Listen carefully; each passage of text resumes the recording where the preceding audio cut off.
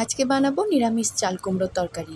এটাতে সাধারণত মশলা খুব একটা বেশি পড়ে না, একদম হালকাভাবেই রান্নাটা হয়ে যায়। চাল কুমড়ো আর আলুটা কেটে ধুয়ে নিয়েছি, কড়াইতে দিয়েছি পরিমাণ মতন তেল, ফোড়ন হিসেবে 5 ফোড়ন আর শুকনো লঙ্কা। তেলটা অবশ্যই নিজেরা পরিমাণ বুঝে দিও। ফোড়নটা হয়ে যাওয়ার পর তার মধ্যে কেটে রাখা চাল কুমড়োটা দিয়ে দেবো। এরপর 2-4 বার নাড়াচাড়া করে নিয়ে তার মধ্যে পরিমাণ মতো নুন আর হলুদ, চাইলে তোমরা চিনিটাও দিয়ে দিতে পারো, কিন্তু আমি আজকে চিনি দিইনি। এরপর বেশ খানিকক্ষণ নাড়াচাড়া করে নিয়ে এর মধ্যে মশলা হিসেবে দেবো শুধু 1 চামচ জিরে গুঁড়ো। জিরে গুঁড়োটা অবশ্যই পরিমাণ মতন দেবে। তারপর এটাকে কড়াইতে খুব ভালো করে কষিয়ে নেব। তোমরা চাইলে এটাকে আগে থেকে কুকারে সেদ্ধ করে তারপর কড়াইতে এভাবে কষিয়ে নিতে পারো, তবে আমি আজকে ভালো করে কষিয়ে নিয়ে এটা কুকারের মধ্যে সেদ্ধ হতে দিয়েছিলাম। খুব বেশি সেদ্ধ হবে না, জাস্ট ভাপে থাকবে। একটু ভাপানো হয়ে গেলে আমি আবার কড়াইয়ের মধ্যে দিয়ে দেবো। তারপর এর মধ্যে শেষে শুধু 1 চামচ ঘি দিয়ে নামিয়ে নেওয়া। এটাতে কিন্তু আর কোনো মশলা পড়বে না।